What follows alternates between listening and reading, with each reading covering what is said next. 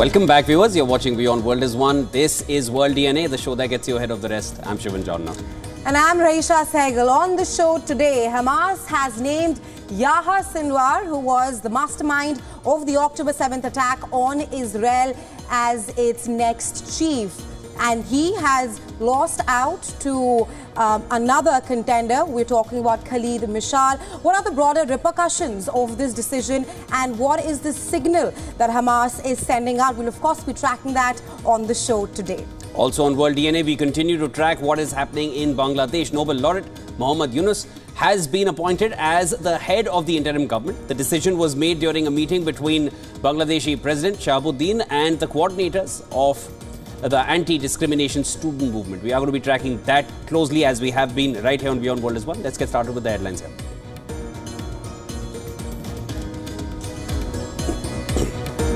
A Pakistani man with alleged ties to Iran has been charged in a plot to carry out political assassinations on US soil, including potentially a former US President Donald Trump.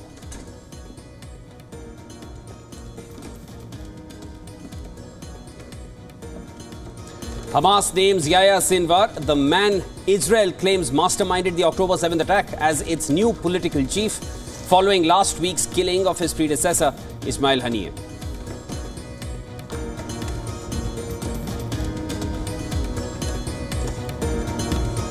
Both Iran and Israel should avoid escalating conflict, says US Secretary of State Antony Blinken in his most direct wording towards US's ally Israel on the West Asia spiraling tensions.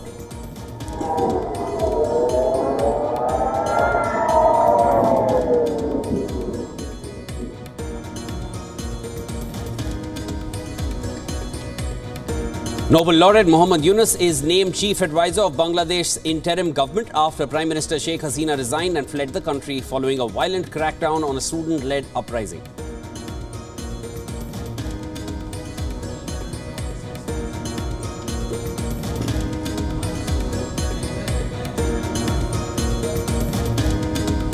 US presidential hopeful Kamala Harris and her freshly selected running mate Tim Walz hit the campaign trail together for the first time.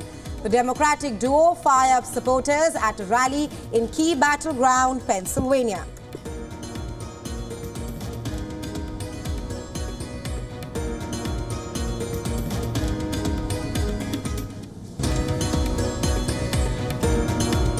The Indian Air Force began its first ever multinational exercise on its own soil, Tarang Shakti 2024 in Tamil Nadu. Homegrown LCA Tejas fighter jets intercept German, French and Spanish contingents taking part in the war games.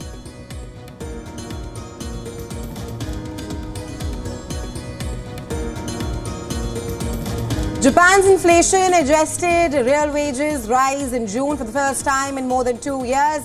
Nominal pay gains at the fastest pace in nearly 3 decades. However, household spending falls more than expected in the same month.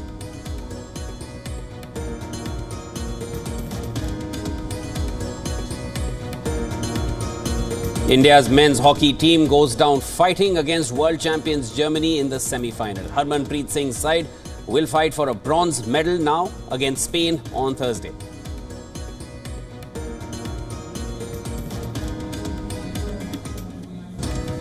Wrestler Vinesh Phogat is just one win away from a historic gold medal at the Paris Olympics. She is the first Indian women wrestler to reach an Olympic final and is assured of at least a silver.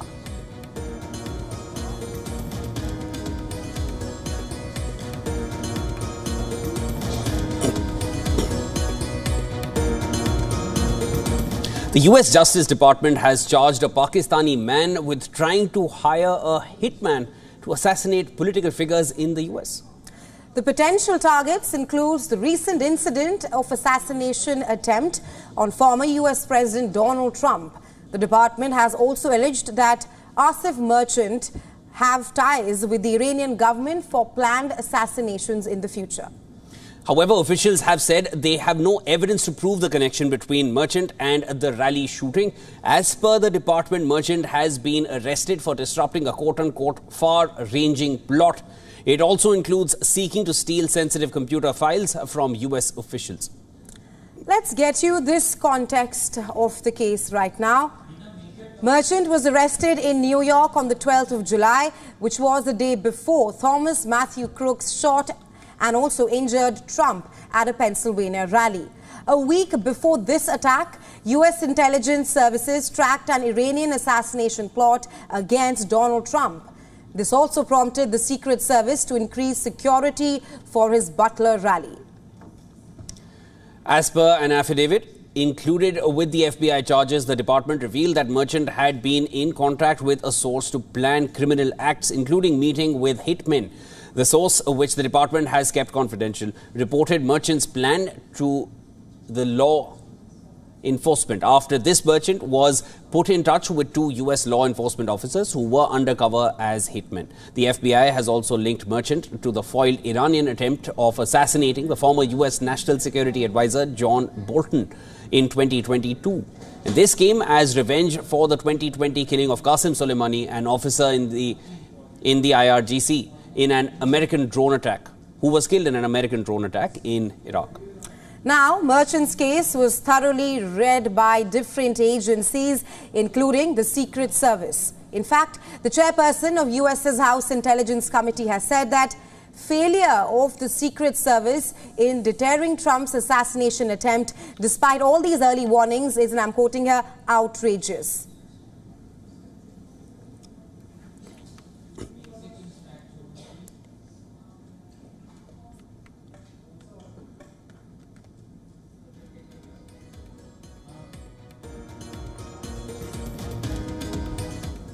And shifting our focus to West Asia, Hamas named its Gaza leader Yahya Sinwar as its new political bureau chief.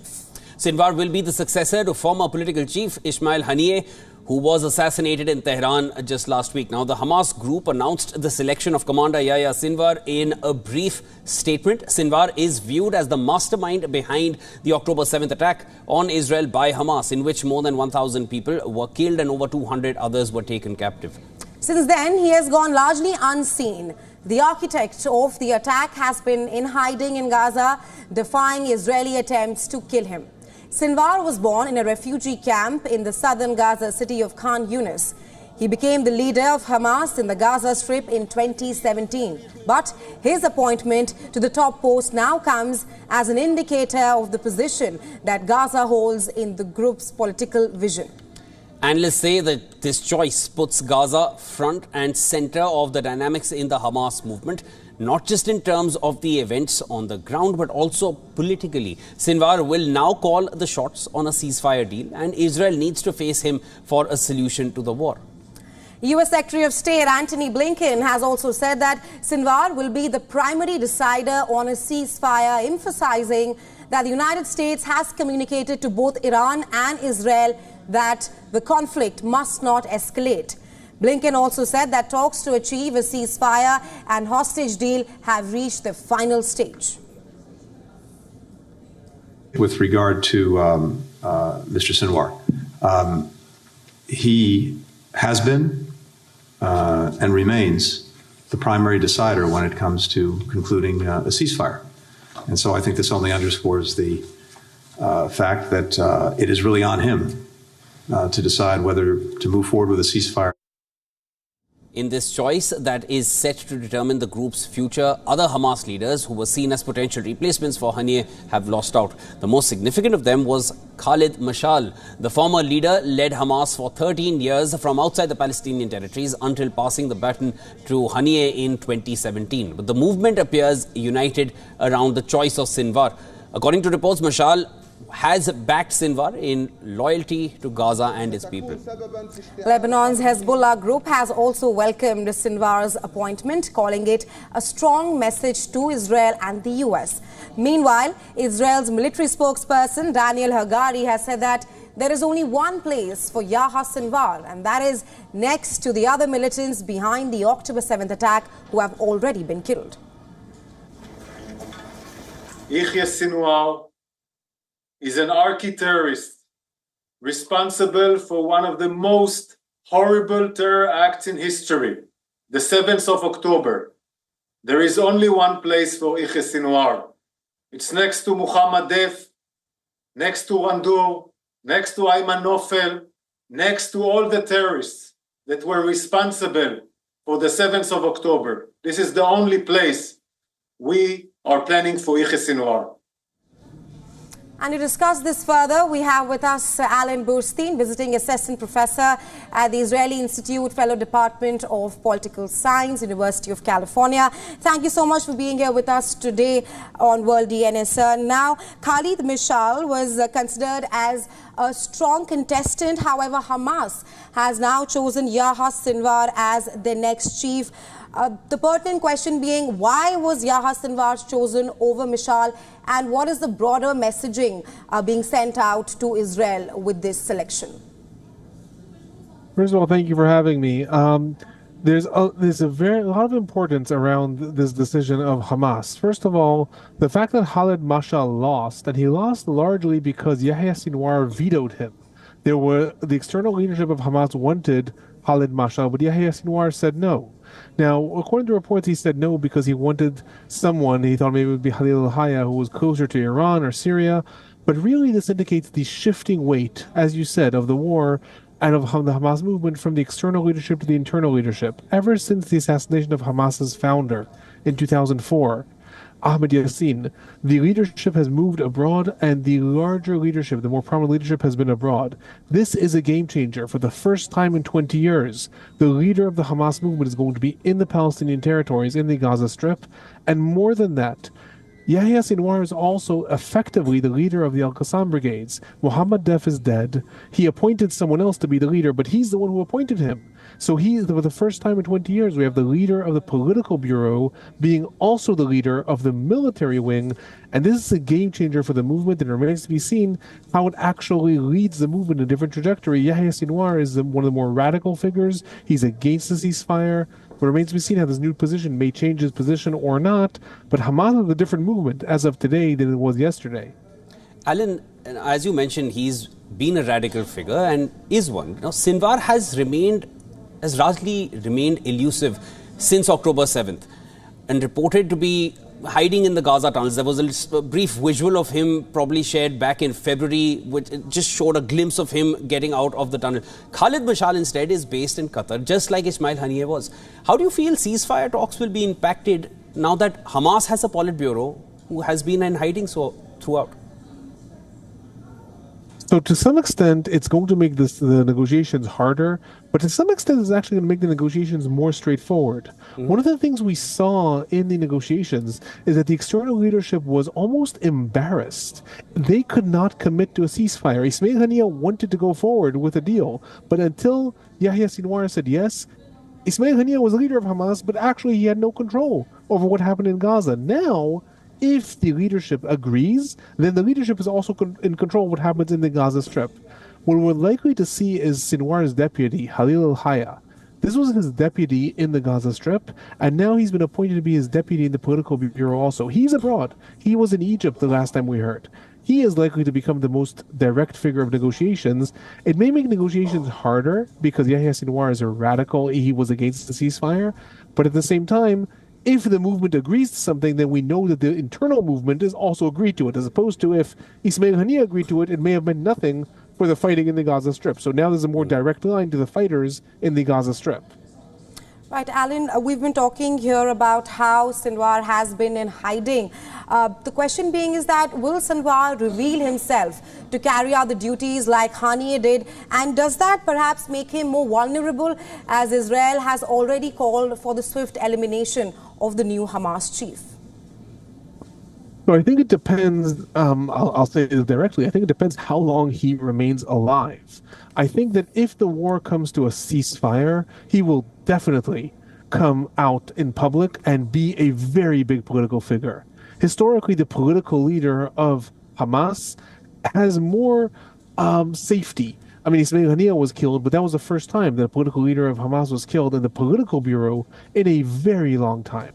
So in that sense, it is possible that the appointment of Yahya Sinwar as the political figure gives him some immunity with Israel, not as long as the war is going on. As long as the war is going on, Israel will do everything possible. It's also very important for Netanyahu militarily as well as politically to manage to assassinate Yahya Sinwar. So as long as the war is going out, I think we're very unlikely to see Sinwar come out.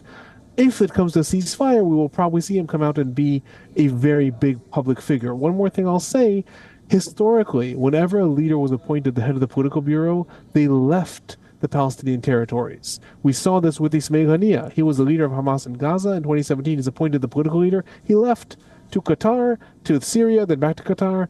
So in that sense, one might expect Sinwar to leave the Gaza Strip, and maybe he will because he'll feel safe, but much more likely he'll stay in the Gaza Strip. And that is another one of the big changes we're going to see in Hamas, that the leader will actually be in the Palestinian territories physically while the fight is going on. Alan, you made some very pertinent points there that, at first glance, one would assume that things would get more complicated because there is a Hamas chief who's now in hiding, who has been in hiding and is now the chief. But as you mentioned, that it could also make things more straightforward because he's there on ground. So there could perhaps be a change implemented because he's right there next to the people in Gaza, as opposed to Ismail Haniyeh, who was in Qatar. Of course, this is a developing story. We'll have to see how this plays out and how Sinwar is going to, carry out his duties now as the chief. Thank you so much for joining in. That was Alan Burstein joining us from California. Thank you. Have a good night or good day. Well, we're still on with stories from West Asia. Hezbollah chief Hassan Nasrallah sent out the strongest warning to Israel. The warning came after multiple drone strikes were reported in Israel. Hezbollah claimed responsibility of the attack immediately after, and Israeli jets pounded Hezbollah strongholds in Lebanon. Hezbollah claimed launching attack drones at two military sites near Acre in northern Israel. The Lebanon-based group warned that the much-anticipated response for killing Hamas chief is yet to come. As per the Israeli army, a number of hostile drones were identified crossing from Lebanon and one was intercepted. The army also said that several civilians were injured in the south of the coastal city of Nahariya. Residents of the northern towns near Lebanon's border were told to stay near bomb shelters. Israeli medical officials said 7 people were evacuated to the hospital in the south of the coastal city of Nahariya, one in critical condition. The IDF also said that 20 rockets were launched towards Golan region and rocket sirens were also heard across Israel's northern area. Across the border in Beirut, Israeli warplanes broke the sound barriers 3 times over Lebanon's capital in less than 30 minutes on Tuesday. That is before Hezbollah chief Hassan Nasrallah was set to begin an address. Loud booms sent people in the city running for cover. Israeli warplanes flew low over the Lebanese capital, with witnesses saying they could see the planes with the naked eye. The booms were the loudest heard in Beirut in years. Meanwhile, Hezbollah chief Hassan Nasrallah delivered a eulogy a week after the killing of Hezbollah military commander Fuad Shukr. Nasrallah claimed that Israel is right to be afraid of an attack from Iran and the axis of resistance, as they call themselves. The week-long wait for Israel is part of the punishment, part of the response, and part of the battle. Because the battle is a psychological and moral one that requires nerves.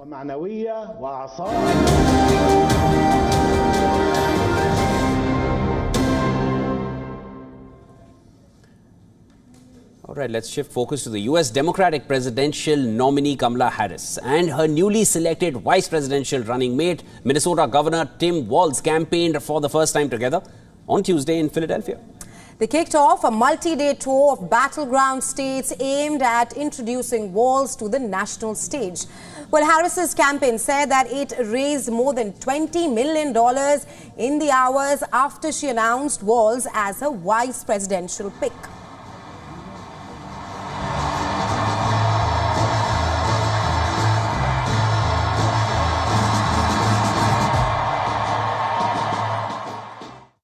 A promise of freedom, opportunity, and justice, not just for some, but for all.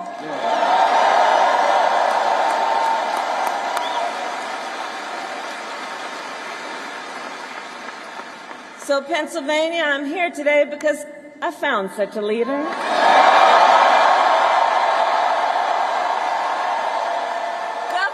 Tim Walz of the great state of Minnesota. In his remarks to a crowd of more than 10,000 at Temple University, Walz described his upbringing in a small Nebraska town. His 24 years serving in the Army National Guard and his prior career as a high school social studies teacher and also a football coach. I couldn't be prouder to be on this ticket and to help Vice President Harris become what we all know is very, very good for us to think about. Next President of the United States of America. President Joe Biden called the selection of Minnesota Governor Tim Walz as Kamala Harris's running mate a, quote, great decision. Voters, political analysts, and opponents are also weighing in on the progressive policy champion being added to the Democratic ticket. New York University professor of politics Patrick Egan says the choice sets up a contest with two different sets of candidates on either end of the political spectrum. It's a very progressive ticket against a very conservative ticket. And so what we're seeing here is more evidence of the immense polarization of American politics, that neither candidate really felt like they needed to reach in a direction toward moderate voters in terms of their running mates' policies and priorities. That's okay with this Pennsylvania resident. I like the choice. I think Tim Walz has a great record in Minnesota as like doing progressive/left ideas. That would be kind of ideal to see on a national stage between marijuana, criminal justice reform, and doing all things with a very small majority in Minnesota, which he'll probably have in Congress as well. The Plains speaker from America's heartland displayed a conservative bent while representing a rural district in the U.S. House of Representatives for 12 years, before he was elected as Minnesota's governor in 2018. Professor Egan says that may help balance the ticket. Perhaps one of Walz's strengths is that he can speak to the kind of voter that was not particularly drawn to Hillary Clinton in 2016, but evidently swung back toward Joe Biden in 2020, which is an older, white, moderate voter, which Biden did pretty well with in the upper Midwest and the upper tier of New York State, for example. So by style, this guy could be appealing to that kind of voter for the same kind of reasons that the style of Joe Biden was appealing to that voter as well. That's a sentiment shared by this Philadelphia voter who was disappointed Josh Shapiro, the Jewish governor of his home state of Pennsylvania, wasn't selected. I think it would have made a great statement to have two people representing minority populations. But, in the times we live in, I get it that picking another semi-old but not too old white guy is what might appeal to some undecided people and maybe even some never Trumpers as well. Republican candidate Donald Trump's running mate J.D. Vance has also weighed in, criticizing the choice as radical when he spoke to reporters on his campaign plane. My view on it is it just highlights how radical Kamala Harris is. This is a person who listened to the Hamas wing of her own party and selecting a nominee. Democrats hope the popular Midwestern politician will help them in nearby Wisconsin and Michigan, two crucial battleground states. And from WION This, our correspondent Susan Tehrani elaborates on the significance of Vice President Kamala Harris's introducing Governor Tim Walz as her running mate in Philadelphia. Take a listen. The introduction of Tim Walz as a Vice President Kamala Harris's running mate in Philadelphia marks a significant moment in the Democratic campaign. First and foremost, it shows a united front and aims to create excitement among Democrats for this new ticket.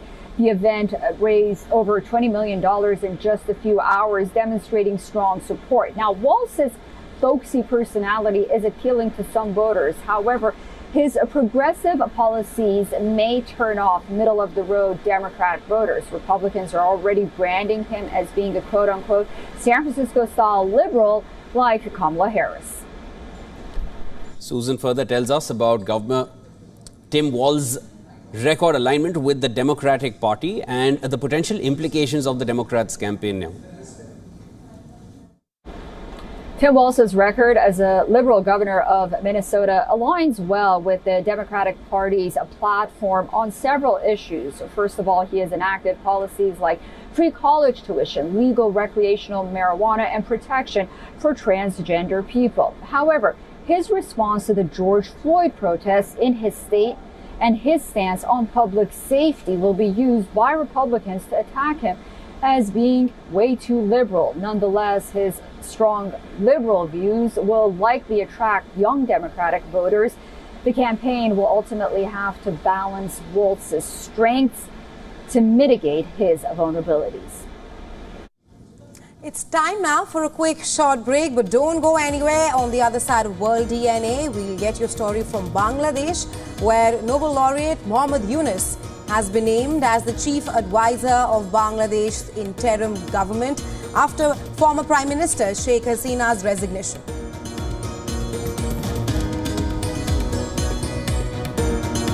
Also on the other side, Bangladesh, a global textile powerhouse, is facing a severe crisis. Political unrest has brought the country to a standstill with violent protests, curfews and internet shutdowns that we've seen in recent days.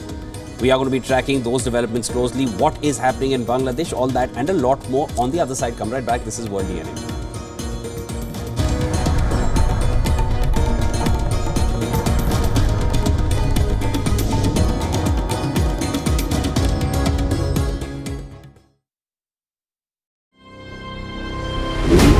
The quest for an Olympic medal has begun. History is being made at the Paris Olympics. Manu Bhaker has created history here in Chatroom. And the history makers are speaking exclusively to WION. I'm living my dream, and it's not like it's going to end here.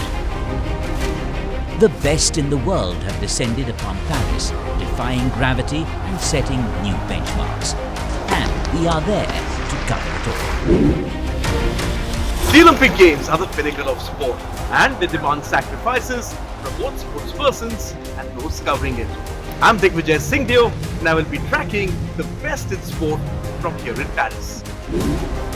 Can Team India reach a double-digit medal tally? The Olympics, it's a sweet bread, but it comes with pressure, for sure.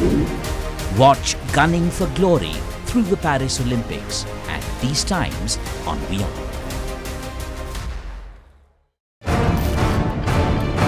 Anger, protests, death and curfews since Nigerians nationwide rallied for the first of the 10 planned days of rage over a deepening cost of living crisis. President Bola Tinubu appeals for protests to end after bloodshed. Kenya introduces slam dams to various regions in efforts to protect communities from floods. And meet Wild Charming Smart Courage, a male catwalk coach who is changing the stereotypes about fashion. Wild of Africa at these times on WION, Wild is One.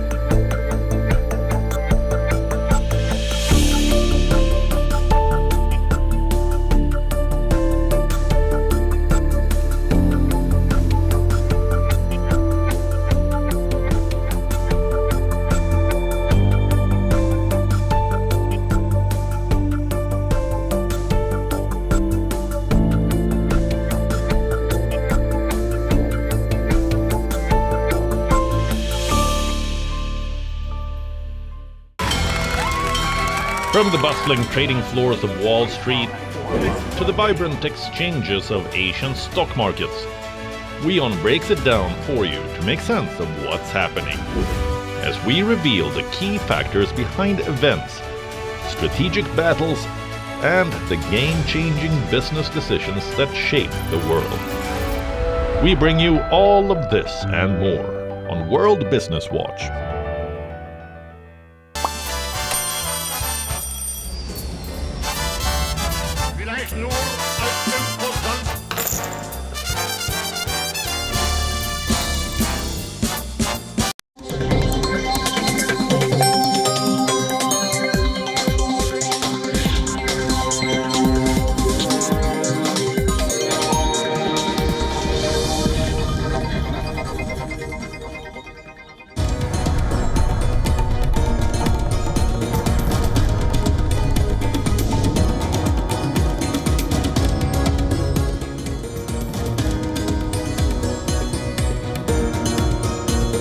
And welcome back, viewers. You're watching World DNA with Rehisha and me, Shivan. Let's start with the headlines we're tracking for you at this hour.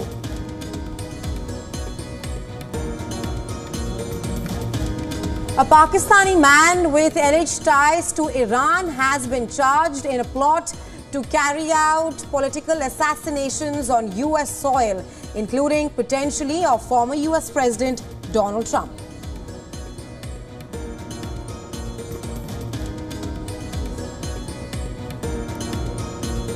Hamas names Yahya Sinwar, the man Israel claims masterminded the October 7th attack, as its new political chief following last week's killing of his predecessor Ismail Haniyeh.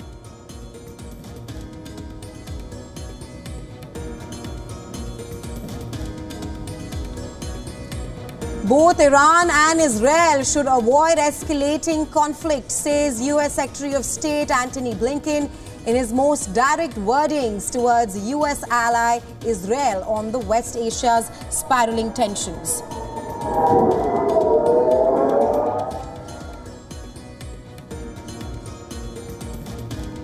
Nobel laureate Muhammad Yunus is named chief advisor of Bangladesh's interim government after Prime Minister Sheikh Hasina resigned and fled the country following a violent crackdown on student-led uprising.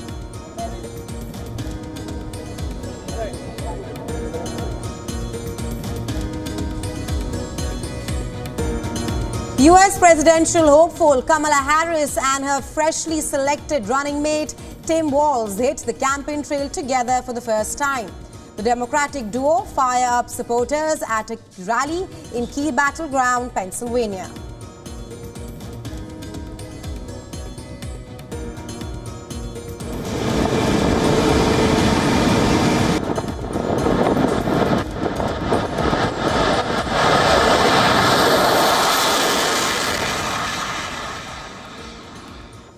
The Indian Air Force began its first ever multinational exercise on its own soil, Tarang Shakti 2024 in Tamil Nadu.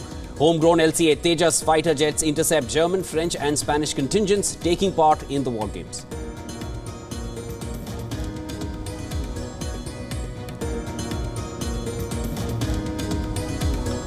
Japan's inflation-adjusted wages rise in June for the first time in more than 2 years. Nominal pay gains at the fastest pace in nearly 3 decades.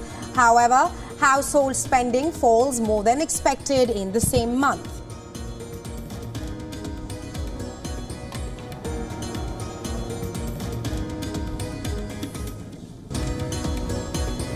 Algeria's Iman Khelif might be at the center of a gender storm at the Paris Games, but she will compete for gold after defeating 2023 world silver medalist Jeanjom Swanafeng in the semifinals of the 66 kg category.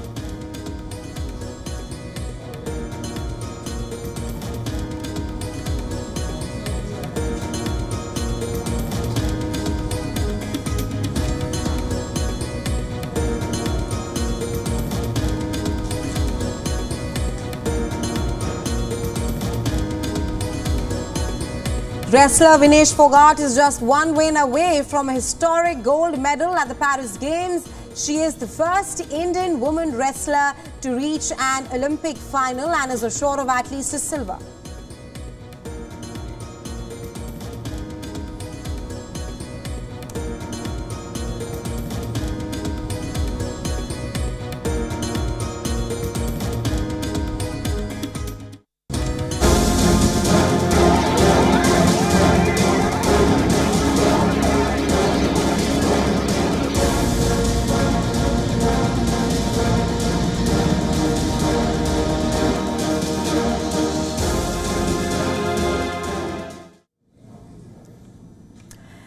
we continue to track what is happening in Bangladesh. Nobel laureate Muhammad Yunus is named as the chief advisor of Bangladesh's interim government.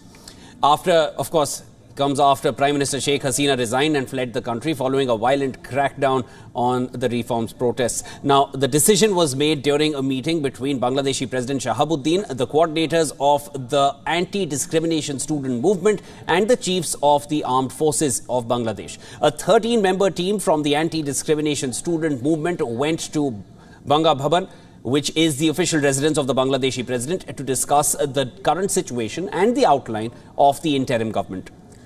According to the President's office, additional members of the government will be selected through consultations with various political parties in Bangladesh. Meanwhile, President Shahabuddin has ordered the release of opposition leader Khalida Zia from house arrest. Zia was a long-time rival of Hasina and was convicted on corruption charges by Hasina's government in 2018. Adding to the unrest, Bangladesh Nationalist Party is all set to hold a rally in Dhaka today. BNP acting chairperson Tariq Rahman will be the chief guest and address the event along with other central BNP leaders. The Bangladesh Police Association has also said that it is launching a strike across the country because of a lack of security after numerous police stations were attacked after Hasina's resignation. The association says that the police officers would not return to work unless their safety is assured. The Bangladesh Supreme Court Bar Association president has now urged India to arrest Sheikh Hasina. However, it is still not clear if Hasina's resignation or the military chief's call for calm would be enough to end the turmoil in the country and whether the army will have any role in the interim government. Now, the student demonstrators have clearly warned that they will not accept or allow any military-backed government. We are tracking all the developments coming in from Bangladesh very closely right here on WION World as well.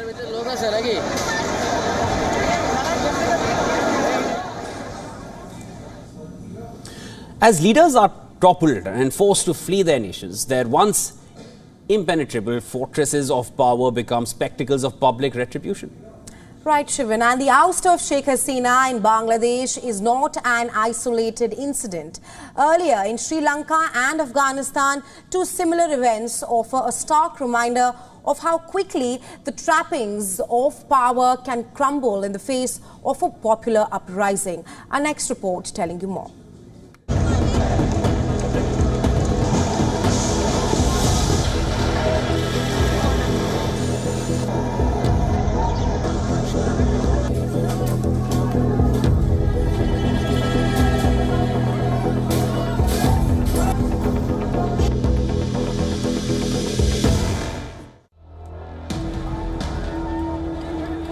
When regimes fall, the grandeur of power is quickly pulled apart and laid bare. In South Asia alone, 3 leaders have been deposed unceremoniously.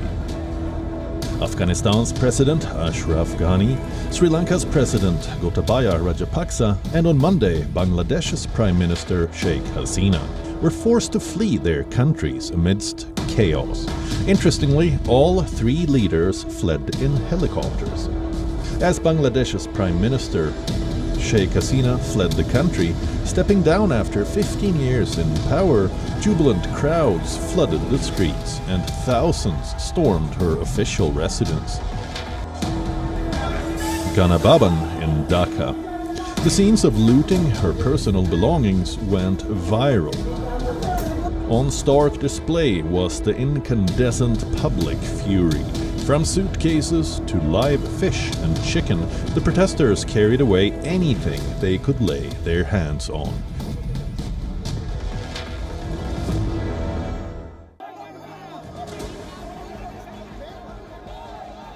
In 2022, it was a similar chaos in Sri Lanka when protesters stormed President Gotabaya Rajapaksa's residence in Colombo.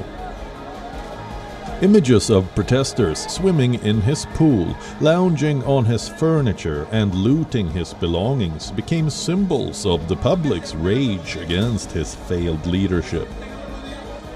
In the middle of an economic crisis, Rajapaksa fled in a chopper, escaping the wrath of the people.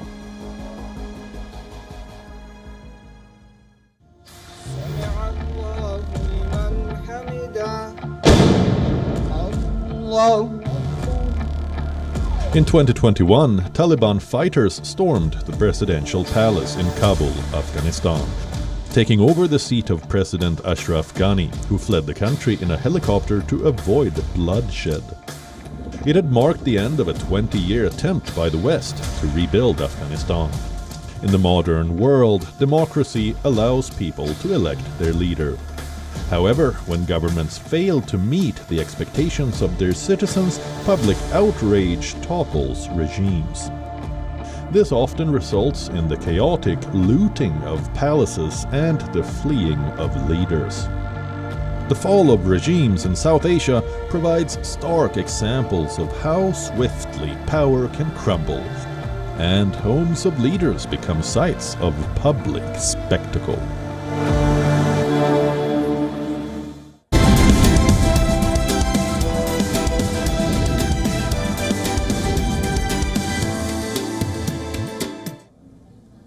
On the world of business now, Bangladesh, a global textile powerhouse, is now facing a severe crisis. Political unrest has brought the country to a standstill with violent protests, curfews and internet shutdowns that Bangladesh has seen in recent days. Of course, that has disrupted daily life completely. The economic impact is staggering. Chattogram Port, the lifeline of Bangladesh trade, is paralyzed. Shipping delays, strikes and blockades have crippled operations. The textile industry, the backbone of the economy, is bearing the brunt of the crisis. Orders worth billions of dollars have been cancelled and factories are shutting down. Millions of jobs are at risk.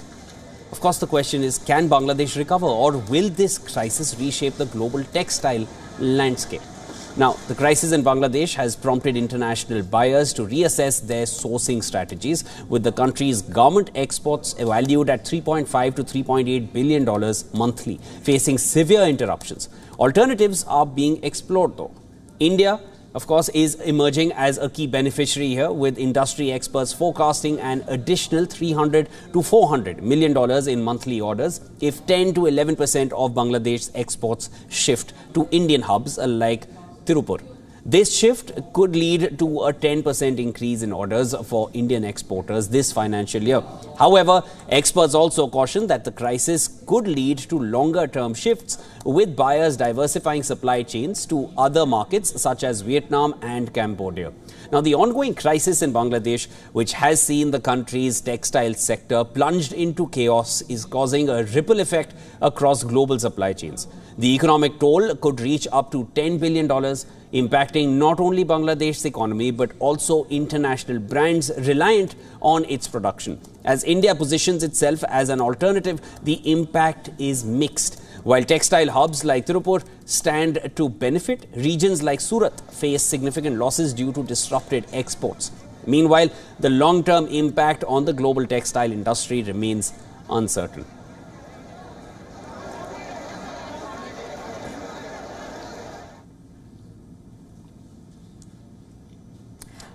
Well, India is the fastest growing major economy in the world, but it's the ultra-rich who are growing the fastest. Now, take a look at this next report to find out where they invest and if you are in the league of the super rich.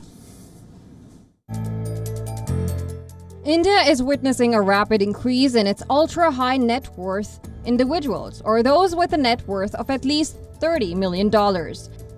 A recent Knight Frank report indicates that India is expected to see the fastest growth in this segment globally over the next few years, with their population anticipated to surge by 50.1% by 2028. Investment trends among India's ultra-wealthy reveal a significant preference for luxury real estate, both domestic and overseas. Around 30% of their investments are directed toward high-end properties, with popular destinations including Dubai. These investments often serve as vacation homes, rental properties, or assets to be flipped for a profit. The younger generation of rich Indians is increasingly investing in startups. This trend not only diversifies their portfolios but also positions them to benefit from high-growth sectors like fintech, healthcare, and technology. Luxury goods also attract a significant portion of their investments, with 17% allocated to items like jewelry, art, and watches. Meanwhile, equities remain a favored asset class due to their potential for high returns, with wealthy investors heavily invested in blue-chip stocks and high-growth mid-cap companies. While India's rise in wealth is commendable, it also highlights the growing economic divide. Despite the growing ultra-rich population, the gap between the rich and the poor continues to widen. However, the middle class, which is expanding and driving consumer market growth, faces higher taxation, which underscores the need for the balanced economic policies to ensure equitable growth and address the disparities within the society. Bureau Report, WION World is One.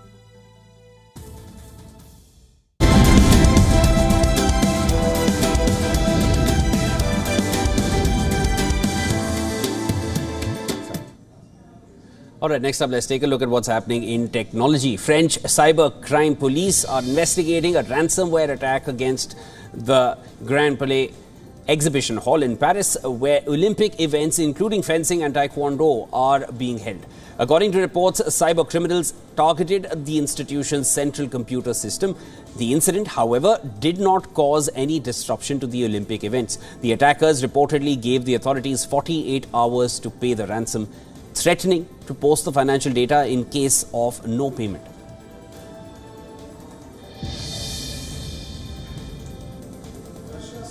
According to an EY Future Consumer Index report, around 77% of Indian consumers worry about data breaches when shopping online. Nearly 1,000 Indian participants were part of the study. Around 62% of Indian consumers reported making online purchases influenced by AI recommendations. Report further suggests that customers prefer humans over AI. You may wonder why. Because 78% of consumers prefer to shop on online platforms that provide human customer service support rather than an automated procedure. Meanwhile, around 75% of consumers prefer to shop online due to tangible benefits such as discounts and exclusive deals.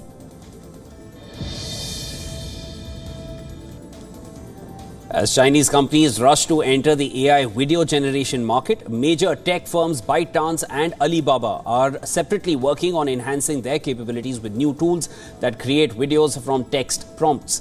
ByteDance, TikTok's parent company, has introduced Zhimeng AI for Chinese consumers. Meanwhile, Alibaba Group Holding is developing a similar tool called Tora, which is reportedly inspired by ChatGPT creator OpenAI's Sora.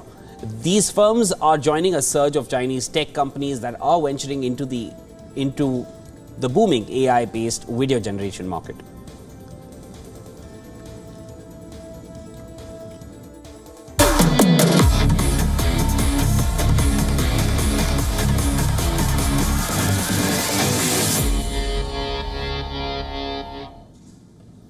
India's quest for first Olympic gold in hockey since 1980 continues. The men in blue fell to world champions Germany in the semi-finals. At the Paris Games, that is. However, India can still win a second successive Olympic bronze medal. India had beaten Germany in the bronze medal match at Tokyo 2020 and made the perfect start to the semi-final as skipper Harmanpreet Singh opened the scoring through a penalty corner in the 7th minute. Defender Gonzalo Pellet equalized for the Germans from another penalty corner, and Germany went ahead in the 27th minute when Christopher Ruhr converted a penalty stroke. The scores were level again in the 36th minute when Sukhjit Singh, as Harmanpreet Singh's drag leg bounced off his stick and into the net. However, the Germans scored a brilliant winner when Marco Miltacchio lifted the ball over veteran goalkeeper P.R. Srijesh with 6 minutes left on the clock. Germany will play Netherlands in the final, while India will face Spain on Thursday in the bronze medal clash.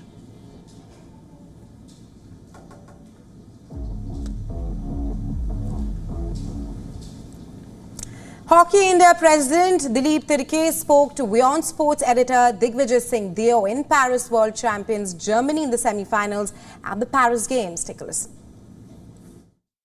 Well, the Indian hockey team will play for a bronze medal at the Olympic Games. They're going to play Spain after going down 2-3 to Germany. The former captain of the Indian hockey team and current president of Hockey India, Dilip Tirki, here with me. Dilip, थोड़ा मायूस होंगे क्योंकि हर team चाहती है कि हम gold के लिए खेलें, लेकिन 2-3 का रिजल्ट रहा, फेयर रिजल्ट था आपके हिसाब से? रिजल्ट फेयर, लेकिन हमें चांसेस काफ़ी मिले हैं।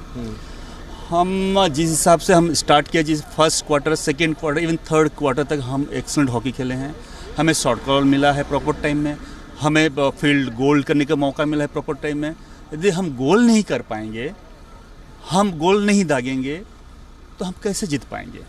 और उसका फ़ायदा तो लेगा ही लेगा बेल्जियम टीम, जर्मनी टीम। थोड़ा सा मायूस हो गया हूँ, थोड़ा सा अपसेट हो गया हूँ, इसलिए मुझे दिमाग में लेकिन दुख की बात यह है कि ये मैच हम हाथ में ले सकते थे। मैं तो कहूँगा ये मैच हम गंवाए हैं। हम प्रॉपर हमारे जो फील्ड गोल या शॉर्ट कॉर्नर गोल को हम कन्वर्ट नहीं करके हम मैच गंवाए हैं हम। But Dilip, big question, how do you bounce back? Because you are here to play for a medal. Yes, the gold medal match. Clearly 1980 was the last time India played for a gold. That is not happening. But the team will have to bounce back and play that match against Spain. Will it help them that they've sort of had this sort of a situation last time at the Tokyo Olympics, where again they lost in the semis but then bounced back to beat Germany? Because this match is gone. This gold medal and silver medal is gone. Absolutely. ये match चला गया है, लेकिन Indian team का यही खासियत है कि बाउंस बैक करते हैं, और मुझे कॉन्फिडेंस है, मुझे यकीन है जो ब्रॉन्ज मेडल मैच स्पेन के साथ होगा, डेफिनेटली जो खिलाड़ी हैं कम बैक करेंगे और अपना जो मिस्टेक सब जान रहे हैं। हर एक खिलाड़ी आज क्या क्या मिस्टेक किए हैं, कहाँ मिस किए हैं, कहाँ गोल कर नहीं पाए हैं, हर एक खिलाड़ी जान रहे हैं। और मुझे कॉन्फिडेंस है जो ब्रॉन्ज मेडल मैच में अच्छा खेलेंगे, बेस्ट मैच खेलेंगे और अपना गलतियों को सुधारेंगे। जो यहाँ पे जो मौका मिला था, जो गंवाए हैं, और दोबारा रिपीट नहीं करेंगे और ब्रॉन्ज मेडल जीतेंगे। The game of ice hockey at the height of more than 3,000 meters, surrounded by beautiful mountains covered in snow. The game took place on Switzerland's Sattel, which is also known as top of Europe. Take a look at these visuals.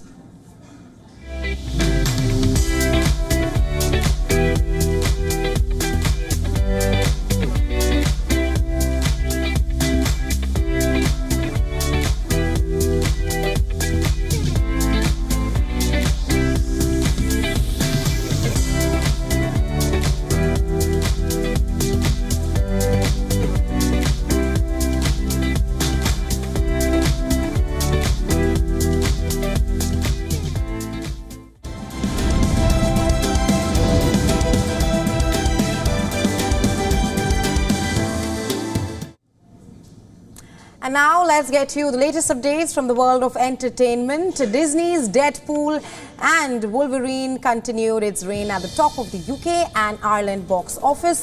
The movie sliced through the competition in its second week of release.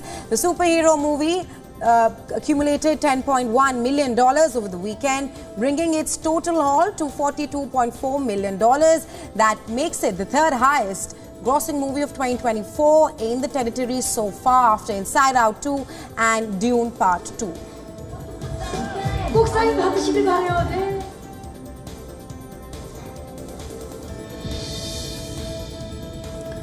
Ridley Scott's Gladiator is set to return to London's Royal Albert Hall for a 25th anniversary screening as part of the venue's Films in Concert series. The event will feature the Royal Philharmonic Concert Orchestra and chorus performing Hans Zimmer and Lisa Gerrard's score live. The screening marks the film's fourth appearance at the hall since 2014.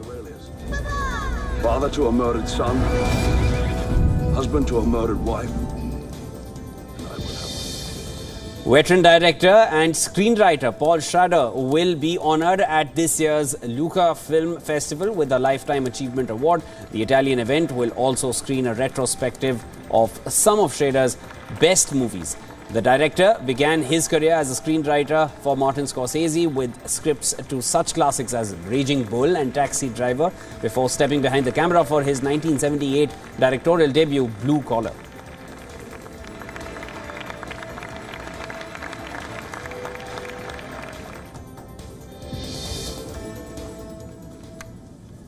Hollywood director David Lynch has been diagnosed with emphysema. More about it in the next report. Blue Velvet director and 78-year-old David Lynch is suffering from a chronic lung disease. He took to his social media to confirm the news. He wrote, and I quote, "Yes, I have emphysema from my many years of smoking," unquote. The director framed the illness that causes shortness of breath as a price for his smoking habit. In the same social media post, Lynch said he has not smoked cigarettes in over 2 years and that, barring the emphysema diagnosis, he was in excellent shape. He also said that he will never retire. The American filmmaker had originally discussed the diagnosis in an interview where he said the condition affected his mobility and that he was only able to continue directing remotely. The beloved cult figure is known for his mystery television series, Twin Peaks, and 10 feature films including the Oscar-nominated Mulholland Drive, Blue Velvet and The Elephant Man. His last film-related project was a rebooted third season of Twin Peaks called Twin Peaks: The Return, which premiered in 2017.